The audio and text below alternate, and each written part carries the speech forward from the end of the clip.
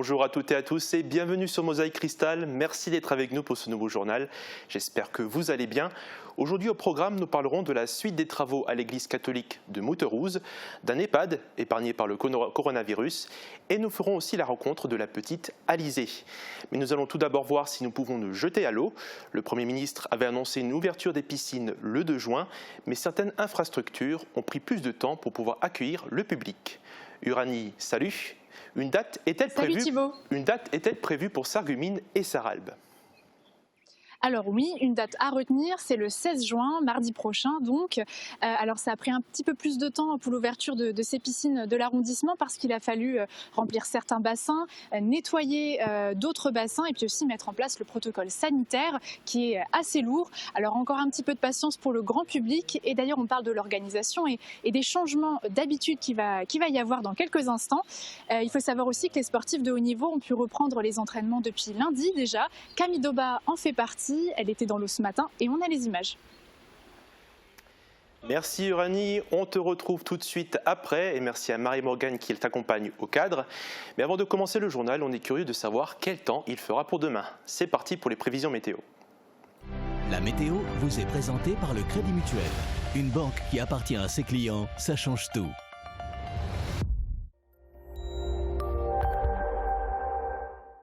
Bonjour tout le monde, le temps sera plus ensoleillé demain, mais en fin de journée, des orages sont de retour accompagnés de pluie. Côté température, les minimales iront de 8 à 12 degrés. En journée, elles remontent jusqu'à 25 à 27 degrés au plus chaud. Demain, nous serons le vendredi 12 juin, nous fêtons les Guy. Le soleil nous accompagnera de 5h26 à 21h36. Tout de suite, retrouvez Thibaut qui vous dévoilera la suite de nos programmes. Bonne journée à tous et à demain.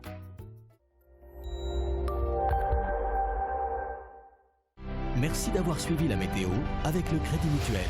Une banque qui appartient à ses clients, ça change tout. On fait un petit tour de l'actualité, c'est tout de suite dans notre Flash Info.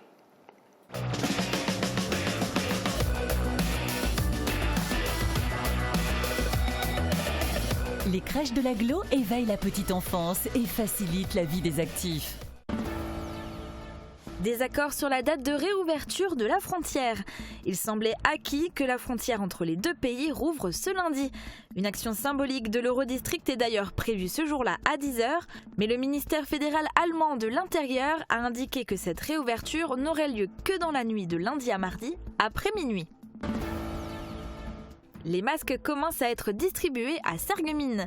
Ce sont ceux commandés par la communauté d'agglomération et distribués par la municipalité. En tissu, lavables et réutilisables 10 fois, ils sont distribués aux habitants de la cité des Faïences après plusieurs jours de retard. Des syndicats de soignants se mobilisent le 16 juin. Ils réclament davantage de moyens pour l'hôpital et ont prévu de mener différentes actions mardi prochain pour faire entendre leurs revendications. Ils ont ainsi prévu de faire une chaîne humaine ce jour-là entre le CHS et l'hôpital Robert Pax. Le département de la Moselle s'occupe d'un nouveau pont à Sarralbe. Après le pont reliant la commune à Salzbronn, c'est celui qui relie la commune à son annexe Resch qui va subir des travaux. À partir du 22 juin, une coupure de circulation aura lieu durant 6 jours. Une déviation sera mise en place pour contourner le pont. Reprise d'activité imminente pour T2SB. Samedi matin, les bénévoles de l'association, qui œuvre pour la sauvegarde du patrimoine ferroviaire et la circulation d'un train touristique entre Sarreguemines et Bitche, vont mener une activité de nettoyage entre la gare de Bitche et le passage à niveau 71, situé en forêt de Mouterouz. Une ouverture des piscines de l'arrondissement est donc prévue pour le mardi 16 juin, mais pour le grand public, cela implique un changement d'habitude. Uranie est maintenant avec Nathalie Ludman pour plus de détails. Oui, Thibaut, ce matin, on a pu discuter de l'organisation des piscines de Sarreguemines et Sarralbe. Nathalie Ludman, bonjour. Les habitants de l'arrondissement vont voir leurs habitudes changer. Est-ce que vous pouvez nous en dire plus? Oui, effectivement. Donc, on ne va plus du tout être sur une fréquentation de courte ou de moyenne durée, parce que là, donc, en raison du protocole mis en place, qui pour l'instant est donc obligatoire. Donc on va fonctionner donc déjà sur réservation, donc il faudra au préalable réserver un créneau, donc il y aura des créneaux créneaux qui seront mis en place parce que la fréquentation va être extrêmement réduite, autant sur Sarreguemines que sur Sarralbe. On ne pourra accueillir qu'un petit pourcentage des habitués. Donc il faudra réserver donc, son créneau, donc téléphoner. Et puis ce sera également un usage un peu différent parce qu'en dehors de ce qui est mis en place déjà au niveau des vestiaires et donc avec la douche et enfin, tout ce qui est préconisation obligatoire, ce sera plus un usage dynamique dans le fin de compte parce qu'il n'y aura pas d'autorisation pour l'instant d'utiliser donc les transats, ni tout ce matériel ne sera plus en place. Donc ce sera vraiment d'une manière plus dynamique. Donc vous viendrez nager, donc l'usager viendra nager, mais devra repartir parce qu'il ne pourra pas rester sur place, hein, si vous voulez. Alors on a entendu ce matin qu'à Sarreguemines, ils allaient perdre 84% de leur effectif. Est-ce que c'est quelque chose qui risque de durer ? Écoutez, on espère que non, mais pour l'instant c'est le cas. Donc on verra donc par rapport aux mesures qui seront mises, qui seront annoncées donc dans les prochains temps, avec peut-être un petit assouplissement, mais qui ne se fera peut-être qu'en juillet. Mais en tout cas, la distanciation, effectivement, sera encore mise dans les prochains mois. Mais bon, là, je ne peux malheureusement pas répondre. Ce seront les services, ce seront donc les préconisations de l'ARS ou du Conseil scientifique et de l'État qui vont nous dire dans les prochaines semaines s'il y a un léger assouplissement. Hein. Merci beaucoup. Et en tout cas, il faut quand même savoir que 261 personnes pourront être accueillies ici à Sarreguemines, 28 personnes en même temps dans le bassin à Sarralbe. Et puis peut-être une dernière petite information, c'est sûr qu'il n'y aura pas forcément possibilité de faire bronzette dehors ou d'utiliser beaucoup de matériel, mais en tout cas, on peut déjà vous dire que les réservations, vous pouvez y aller dès aujourd'hui pour Sarralbe et dès lundi prochain pour Sarreguemines. Merci Uranie. En attendant la réouverture des bassins pour le grand public, les sportifs de haut niveau ont déjà pu reprendre les entraînements depuis le 8 juin. Camille Doba en fait partie. Uranie Tozic et Marie-Morgane Lorenz ont assisté à une séance ce matin. Retrouver la sensation de l'eau, le rythme des entraînements et profiter du bassin sans personne, ça n'a pas de prix pour la nageuse de haut niveau. Ça fait du bien parce que ça faisait un moment que j'avais pas été dans l'eau et c'est vrai que toute la prépa physique que j'avais mis en place pendant que je pouvais pas nager, ça devenait un peu lourd. C'est vrai que notre élément c'est l'eau et donc on est plus à l'aise là-dedans, donc ça fait du bien de retrouver l'entraînement, quoi. 11 semaines de coupure, c'est l'équivalent de 3 années de pause sportive cumulées. Alors les entraînements reprennent, mais avec quelques changements, à commencer par leur durée plus courte et avec moins d'intensité. Avec les 3 ciseaux, un coup de bras, et les 3 ciseaux font de manière progressive. L'occasion de se concentrer sur la technique, moins travaillée pendant le confinement. Alors je pense que j'ai pas mal limité la casse au niveau musculaire et cardio avec ce que j'ai pu faire pendant le confinement, mais tout ce qui est technique dans l'eau et allure de course ce que j'avais juste avant de couper, ça on a pas mal perdu. Ouais, il va falloir un peu de temps avant de retrouver mon niveau. Au niveau forme athlétique, ça devrait aller. Le plus difficile, c'est les sensations kinesthésiques qu'on a dans l'eau, qu'on ne peut pas retrouver sur le terrestre. D'ici quelques semaines, le rythme des séances va s'accélérer pour une préparation tournée vers 2021 et les Jeux de Tokyo. Maintenant, on ne sait pas quand les compètes vont reprendre, mais je pense déjà à 2021 et puis la qualif aux Jeux pour 2021, août 2021. Ça nous laisse 7 mois devant nous. On va en mettre un mois et demi sur la phase de reprise, sans intensité. Et après, il va falloir reprendre un rythme quasiment normal qu'on avait avant confinement. Tout comme Camille, 2 autres nageurs juniors peuvent à nouveau profiter de cette infrastructure. Tom Lernaud et Alban Sardac. Tous 2 médaillés au championnat de France, ils visent la qualification au championnat d'Europe junior. 3 janvier 2018, les habitants de Mouterouz se souviennent encore de cette date. La tempête Eleanor s'est abattue sur l'église catholique Saint-Jacques-le-Majeur. Le clocher de l'édifice n'a pas supporté la force du vent. Les dégâts étaient importants. Où en est la situation 2 ans après le drame? Nous sommes allés voir sur place. Décapité par les rafales, l'église catholique de Mouterouz n'a pas résisté à la tempête Eleanor. Le clocher a été emporté. Il s'est fracassé contre la toiture avant d'atterrir à l'intérieur de l'édifice. Aujourd'hui, les images des décombres sont toujours ancrées dans les têtes, mais après 2 ans et demi d'attente, les travaux de restauration sont enfin lancés. C'était un véritable parcours du combattant. Il fallait contacter les assurances et les experts. Les réunions s'enchaînaient sur plusieurs mois. Et après avoir trouvé un architecte, le chantier devait commencer en mars de cette année. Mais le Covid-19 s'est interposé. Et quand enfin on a pu recommencer, il y a eu le confinement, donc nouveau 2 mois et demi, peut-être pratiquement 3 mois même, qui sont rajoutés. Mais maintenant, espérons que tout ira pour le mieux et qu'on pourra fêter Noël dans notre église. La tempête, une fois passée, a laissé des dégâts considérables. Les statues, bancs et vitraux n'ont pas été épargnés. Aujourd'hui, les travaux s'élèvent à plus de 400 000 €. L'orgue, datant de 1896, a aussi subi la chute des débris. Il est devenu totalement inutilisable. Pour le moment, aucune décision n'a été prise sur l'achat d'un orgue neuf ou d'occasion. Durant ces années d'attente, cela n'a pas empêché de célébrer des cérémonies. Un organisme agréé a effectué un contrôle sur la sécurisation du site et a autorisé son utilisation. Tous les 15 jours, 3 semaines, il y avait une messe ici. Et on a même célébré un mariage il y a environ 2 ans. Donc c'était la première année où il y avait les dégâts. Donc on a célébré un mariage ici, on a célébré un enterrement. Voilà, donc on n'a pas trop été pénalisé par rapport à ça, sauf qu'on était dans une église qui n'était pas trop belle à voir. Voilà. La nouvelle fabrication de la partie supérieure du clocher est prévue pour début juillet. Avec les échafaudages en place, la rénovation peut enfin se poursuivre. Pendant l'épidémie du coronavirus, la justice a fonctionné au ralenti en raison des risques sanitaires. L'activité reprend petit à petit pour le Conseil des prud'hommes de Forbach, mais il a dû changer son organisation. C'est un sujet de nos confrères de TV8. Bon, on va commencer le délibéré d'aujourd'hui par l'affaire 19-225 et on va reprendre l'étude des pièces qu'on avait déjà vues en préalable. Ce n'est pas une audience habituelle, mais un délibéré sans plaidoirie. Les deux parties se mettent d'accord au préalable, fournissent les pièces du dossier et un jugement sera rendu. Cette procédure permet de rattraper le retard dû à l'épidémie.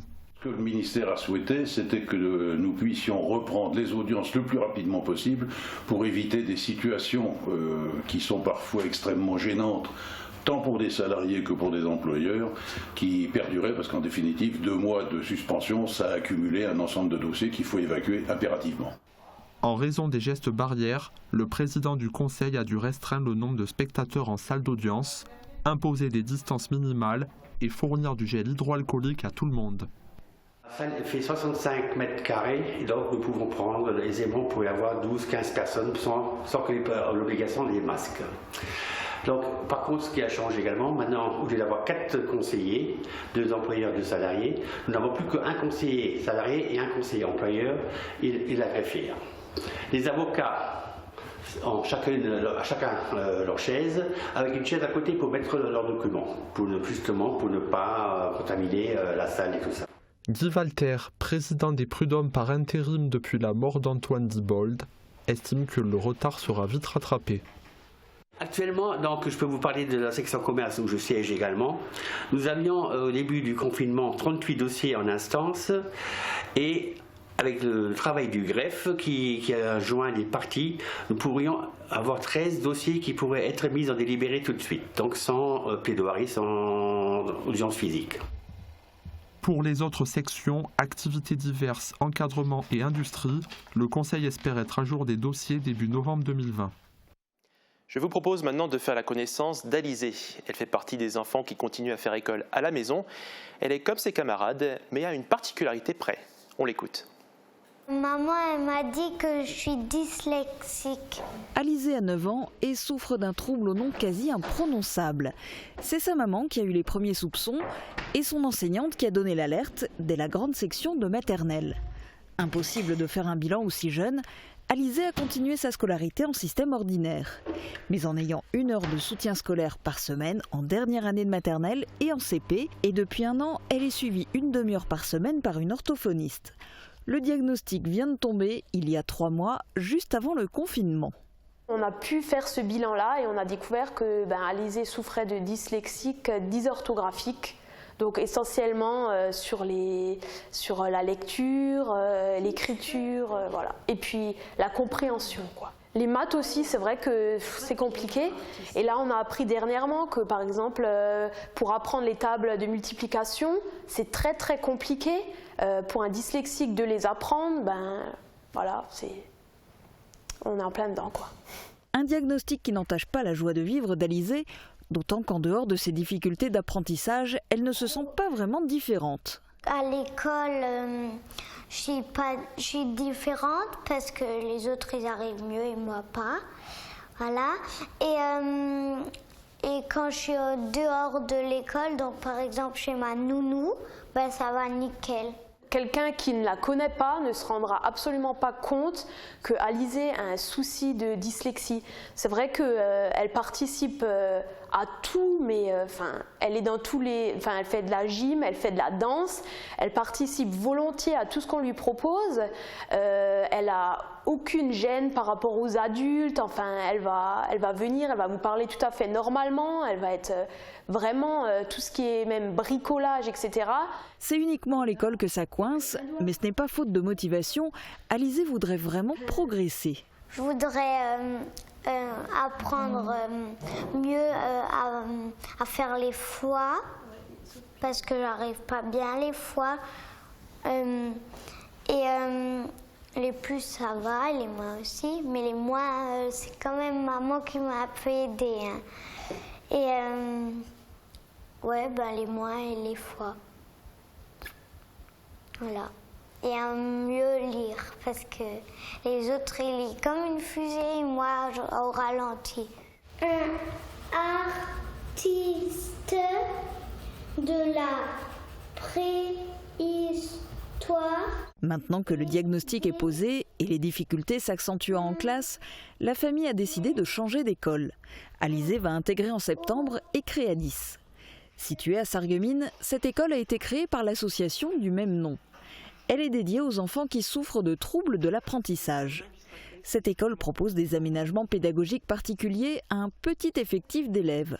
Un dispositif qui peut être transitoire avant un retour en école ordinaire ou qui peut se prolonger tout au long du cursus élémentaire jusqu'au CM2. Mais tout ça, Alizée le découvrira à partir du mois de septembre. En attendant, comme depuis le début du confinement, elle continue l'école à la maison, aux côtés de sa petite sœur Lilou et toujours avec le soutien de sa maman. En route. Et n'oubliez pas, samedi soir aura lieu la Nuit des couleurs, organisée par l'association Les Cœurs Éléphants. Elle sera au profit de l'école Ecréadis, un événement que vous pourrez suivre sur la page Facebook de la Nuit des couleurs et vivre en direct sur Mosaïque Cristal à 20h. On marque une courte pause, on se retrouve tout à l'heure avec d'autres reportages. Nous visiterons notamment la maison de retraite à Sarralbe qui a eu la chance d'être épargnée par le coronavirus. A tout de suite.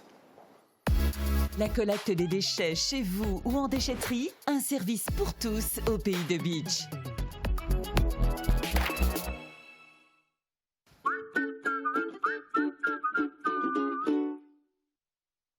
Bécher STP, le spécialiste de la protection solaire. Store personnalisable et pergola bioclimatique. Faites confiance à notre expertise et nos produits fabriqués sur mesure. Oubliez les contraintes d'installation, nous nous occupons de la pose. Et c'est la nouveauté. Protégez-vous contre les coronavirus avec la bâche Agivir. Modulable et adaptable à tous les environnements, elle élimine naturellement le virus sans désinfection. Bécher, le savoir-faire de père en fils depuis 1933. Envie d'une nouvelle voiture ? Go-Car Bike, c'est plus de 25 ans d'expérience et une équipe de passionnés qui est là pour vous guider dans votre projet. Confiez-nous votre recherche personnalisée et qui sait, peut-être que votre bonheur se trouve déjà sur notre parc. Pour rouler l'esprit tranquille, optez pour nos solutions de financement avec extension de garantie jusqu'à 6 ans. N'attendez plus, venez nous rencontrer au 18 rue des Bouvreuils à Sarreguemines. Go-Car Bike, go! Un décor cosy et chaleureux, une équipe sympathique, une cuisine faite de produits frais, une vue magnifique sur le golfe de Sarreguemines. Le Green, le restaurant qui ne manquera pas de vous séduire. Toute l'équipe de la Maison Berre est heureuse de vous revoir en ville. Nous continuons à appliquer scrupuleusement les gestes barrières et avons maintenu notre service de livraison à domicile sur Sarreguemines. Soucieux de vous faire partager notre savoir-faire artisanal, tous nos produits sont faits maison. Vous êtes salarié? Votre patron peut vous récompenser par des chèques cadeaux à dépenser dans plus de 60 commerces sargueminois.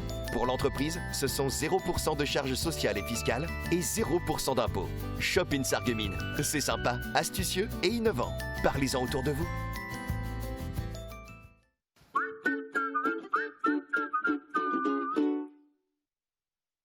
Pour sa 3e édition, les Chœurs Éléphants réinventent la Nuit des Couleurs. La Nuit des Couleurs!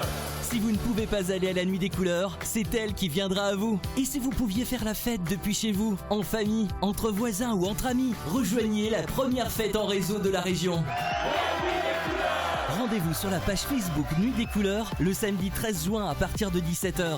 Retrouvez-nous de 20h à 22h en live sur TV Mosaïque Cristal. Tous les renseignements sur la page Facebook Nuit des Couleurs. 29 000 morts en France, dont plus de 10 000 dans les EHPAD. Les personnes âgées ont été décimées par le coronavirus. Rares sont les maisons de retraite qui ont été épargnées par le Covid-19. Mais c'est le cas à Sarralbe, où aucun résident n'est à ce jour décédé du virus. Guillaume Dumonteil s'est rendu sur place. J'espère que vous... C'est une catastrophe. Je n'ai pas, dans mes 95 ans, je n'ai jamais vécu une histoire pareille. Un virus minuscule et invisible qui est apparu en Chine avant de contaminer l'ensemble de la planète, entraînant la mort de plus de 400 000 personnes. Le bilan du coronavirus est en effet effrayant. Encore plus pour les personnes âgées souffrant souvent de comorbidités.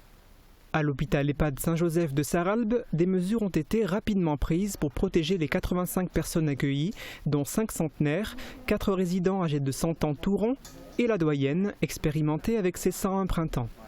Le 6 mars, les visites en chambre étaient limitées. 6 jours plus tard, plus aucune visite en EHPAD n'était autorisée, une décision étendue également à l'hôpital le 16 mars. À partir du 26, les résidents étaient confinés dans leur chambre. Le retenu dans la chambre, c'était dur. C'était pénible. Bon, ça va bien un jour ou deux, mais ça a quand même duré quelques jours. La solidarité s'est organisée autour des résidents. Des enfants leur ont écrit des messages de soutien, ainsi qu'aux professionnels de santé. Des moyens informatiques ont également été mis à la disposition des résidents pour leur permettre de communiquer avec leurs proches. Le département de la Moselle et la mairie de Sarralbe leur ont par exemple fourni des équipements comme des tablettes. Mais cela ne remplaçait pas le contact direct pour les familles, d'autant qu'il y a des problématiques particulières, comme pour cette dame dont la sœur, résidente à l'EHPAD Saint-Joseph, souffre d'un trouble de la parole. C'est une personne qui ne parle pas, donc on ne peut pas lui téléphoner. Donc c'est très difficile pour tout le monde. Mais bon, le personnel était là pour me répondre au téléphone. Le confinement des résidents a été une mesure douloureuse, mais vertueuse, puisqu'aucun d'entre eux n'est à ce jour décédé du Covid. Ils sont seulement 6 à avoir été infectés par le virus, suite à une hospitalisation dans l'unité de soins de l'hôpital Saint-Joseph ou dans un service de médecine d'un autre hôpital.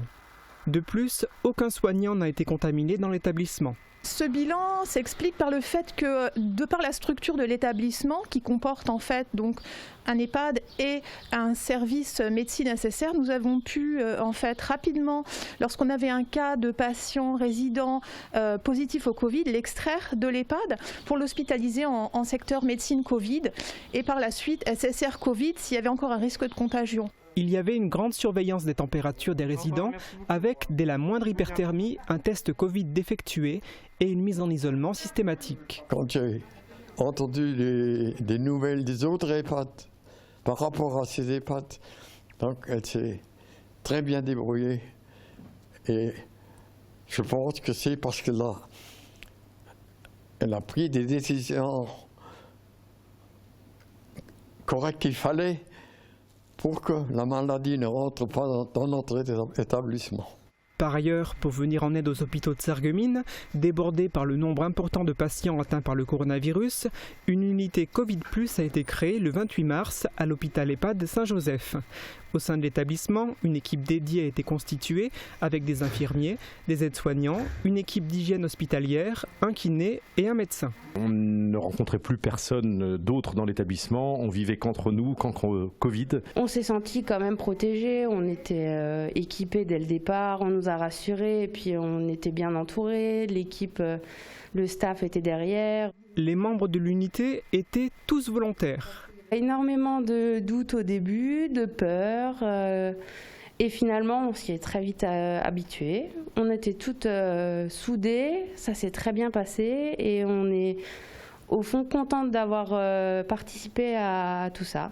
Au total, 58 séjours ont été comptabilisés au sein de cette unité Covid+. Cela représente une quarantaine de patients. Ils avaient en moyenne 80 ans. Un seul décès est à déplorer au sein de cette unité qui vient tout juste de fermer le 5 juin dernier. L'activité de médecine polyvalente à orientation gériatrique qui se déroulait dans cette partie de l'hôpital va progressivement reprendre ses droits. Les 104 salariés qui travaillent à l'hôpital EHPAD Saint-Joseph de Sarralbe sont satisfaits de ce bilan que l'on prend plaisir à rappeler. En raison du coronavirus, un seul décès au sein de l'unité Covid+, mais aucun dans l'EHPAD. On était très contents, on était vraiment soulagés et fiers, oui. Le personnel a été volontaire, s'est proposé à modifier ses horaires de travail, ont renoncé à des congés. Donc il y a eu une grande mobilisation de l'ensemble des professionnels. Et je tiens également à souligner, parce qu'on n'en parle pas assez, c'est tout le personnel, en fait, les agents de services hospitaliers qui entretiennent les locaux, qui distribuent les repas. Ces personnes ont fait un travail remarquable. On vous a peut-être parlé des blouses réutilisables. Je veux dire, à la lingerie, il y a eu un travail beaucoup plus conséquent en termes de tonnage de linge d'une manière quotidienne qui ont été pris en charge. À ce sujet d'ailleurs, coup de chapeau aux 16 couturières de Binin, Étain, Rohrbach et Rimsdorf qui ont confectionné près de 550 blouses de protection individuelle à partir du stock de blouses d'opérés et de l'ancien stock de draps de l'hôpital. Elles se révèlent encore aujourd'hui particulièrement utiles pour les soignants et les visiteurs et ont contribué au fait que les employés de l'hôpital EHPAD Saint-Joseph n'ont jamais manqué d'équipement individuel de protection. L'activité de l'établissement revient progressivement à la normale au fur et à mesure de la décrue de la pandémie et des circulaires gouvernementales. Le plateau technique a rouvert et le protocole concernant les visites de résidents de l'EHPAD a été assoupli. Elles s'effectuent toujours sur rendez-vous, mais sont désormais autorisées pour un nombre maximal de 3 visiteurs, dont un mineur de plus de 15 ans. En chambre, une seule personne en plus du résident est autorisée. Signe de cet assouplissement et d'un retour progressif à la normale, 15 familles ont pu rendre visite à leurs proches résidant à l'EHPAD le jour de la fête des mères. Ce sont des experts de la reconnaissance vocale et de l'intelligence artificielle. La start-up mosellane Vivoca va prendre son envol avec les aéroports de Paris. Elle a décroché un contrat avec le groupe ADP, une belle opportunité pour passer à la vitesse supérieure. C'est un reportage de Via Mirabel. Dans leurs nouveaux locaux, les salariés de la société Vivoca peuvent se réjouir. Leur entreprise, spécialisée dans la reconnaissance vocale, technologie permettant d'interagir avec les machines grâce à sa voix, vient de remporter un contrat. La start-up Messine va installer des assistants vocaux dans les bornes des aéroports de Paris. C'est des bornes très simples qui agrègent énormément d'informations, qui sont structurées sous forme de workflow. Donc par exemple, si moi je suis client, j'arrive à l'aéroport, je vais aller à Barcelone, je vais actuellement devoir cliquer sur départ, Europe, puis Barcelone. Donc l'idée, c'est qu'une fois qu'on aura inclus notre technologie de reconnaissance vocale, en fait, il suffira d'arriver devant la borne et de dire je dois aller à Barcelone et je cherche le bon terminal. Et la borne pourra soit m'afficher justement le parcours auquel je dois me rendre, soit tout simplement me répondre en disant c'est au 2e étage et votre vol partira d'ici 2h30. Pour accompagner la reprise progressive du trafic aérien et surtout rassurer ses passagers, le groupe ADP a lancé un appel à projet le 27 avril dernier. En concurrence avec près de 300 sociétés, c'est l'entreprise mosellane qui a raflé la mise. Leur principale problématique, en fait, c'est que post justement pandémie, là ils sont en train du coup de préparer la réouverture. Or, il y a des dizaines de milliers de personnes qui sont quotidiennement dans les aéroports et qui sont amenées à toucher différentes bornes. Donc autant vous dire qu'à la fin de la journée, les bornes, il ne faut plus les toucher. Donc là, l'idée, ce serait de rajouter la reconnaissance vocale sur ces bornes d'information ou ces bornes de check-in, de manière en fait à pouvoir communiquer les mêmes informations sans forcément avoir à toucher ces bornes. Avec les contraintes de distanciation causées par le Covid-19, ce nouveau concept devrait ravir les passagers. Nous arrivons à la fin de notre journal, mais avant de nous quitter, vous allez pouvoir découvrir notre nouvelle carte postale. On part en direction de Schorbach. Depuis longtemps, son ossuaire passionne les auteurs et fait couler beaucoup d'encre parmi les historiens. Il a fait partie des découvertes à faire sur l'un des circuits de randonnée d'excellence du Pays Beach. Catherine Henrich vous y emmène. Moi, je vous dis à demain pour une nouvelle émission. Passez une très bonne soirée. Prenez soin de vous. Monument insolite et intrigant, voici l'un des édifices les plus connus du pays de Bitche et pourtant celui qui suscite encore le plus d'interrogations. Classé monument historique depuis 1929, l'ossuaire de Schorbach, commune voisine de Bitche, n'a pas encore révélé tous ses secrets. Il a été édifié au XIIe siècle selon certains auteurs ou au XVe selon d'autres. Son architecture, toutefois, est semblable à celle du clocher de l'église qui, lui, est de 1150. Il est décoré de 11 arcades soutenues par 9 colonnettes, toutes différentes, et un pilier. On pense que l'exiguïté du cimetière autour de l'église forçait la population à déterrer ses morts après un certain laps de temps et à leur donner une seconde sépulture définitive dans une fosse protégée. On trouve ici plus de 100 mètres cubes d'ossements s'étalant sur une période allant du XIIe siècle à la Révolution française. La grille qui protège les ossements a été apposée en 1904 à l'initiative de la Société d'histoire et d'archéologie.